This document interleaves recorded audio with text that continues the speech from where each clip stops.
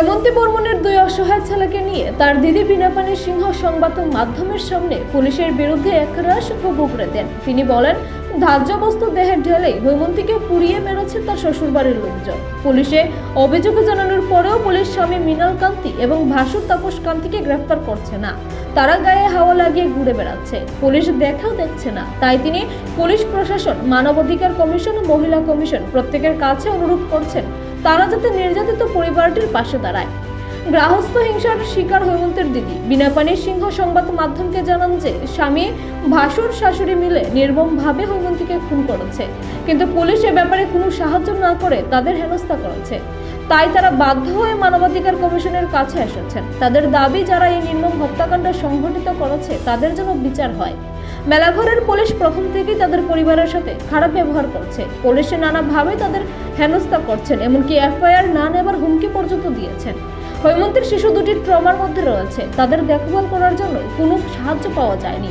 তাই বিনাপানি দেবীর দাবি, মেলাঘর থানার পুলিশের মানসিক নির্যাতন বন্ধ হোক এবং সুষ্ঠু তদন্তক্রমে আত্মদায়ীদের বিচারের আওতায় এনে শাস্তি দেওয়ার ব্যবস্থা করা হোক। বাইট 1।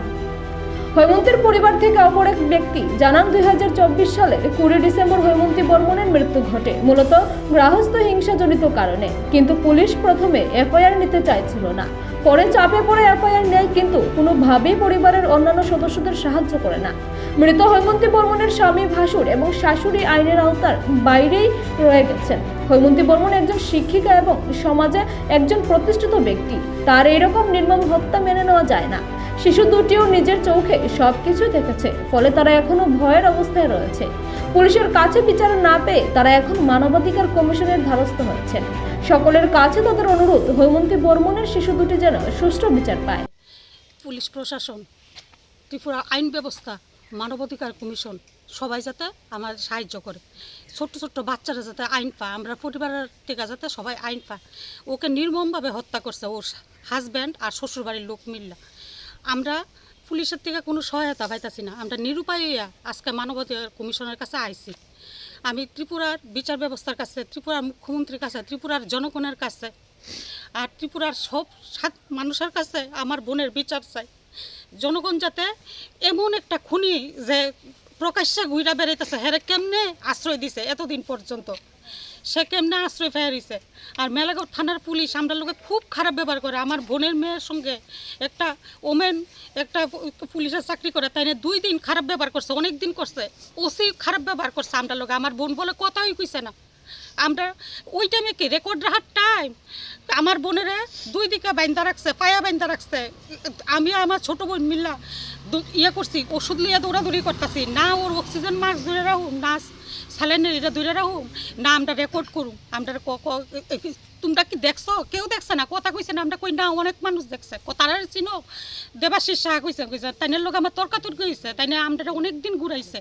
আমরা এই ফরেন্সিক টিম আইব, অক্ষণে আইব, রাত্রে 2টা পর্যন্ত আইব। কতদিন গেছি, 20 তারিখ, 21 তারিখ, 25 তারিখ, 26 তারিখ, অনেক মানে হিসাব নাই, বে হিসাব।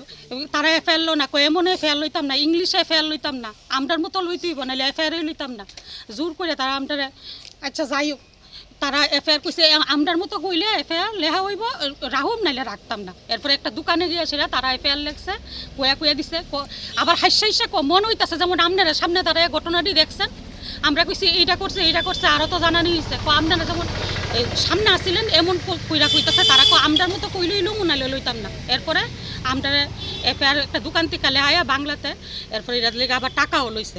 আর আমরা যে নিজে দিছি, যেই ঘটনাটা হয়েছে এটা তারা লইতে চাইছে না। এটা লইতাম না। আমি ত্রিপুরার আইন ব্যবস্থার কাছে বিচার চাই, তাই না যাতে আমার বোনের যে এমন মৃত্যুদণ্ড দিছে, এমন মৃত্যু নির্ধারণ করছে ইচ্ছাকৃতভাবে ঠাকুরের বিরুদ্ধে গিয়া তারা আমার বোনের মৃত্যু দিছে, এটার যাতে বিচার দেয়। বাচ্চা দিয়ে আমার বোনের ছেলেটার সারা রাত্র মারে খুঁজে, মেয়েটা খুঁজে, হেরা খুব মেয়েটাকে এতদিন ধরে হয়ে গেছে, হনা আমার মাইরা লাগব, মেয়েটাকে ছেলেটাকে বাবা এইটা সব কিছুতে খেলতে হঠাৎ দাঁড়ায় যাবো, দাঁড়ায় করবো বাবা এটা করছে। হেরা বলতেই পারতেছে না, আমরা বুলাইতেই পারতেছি না ঘটনাটা।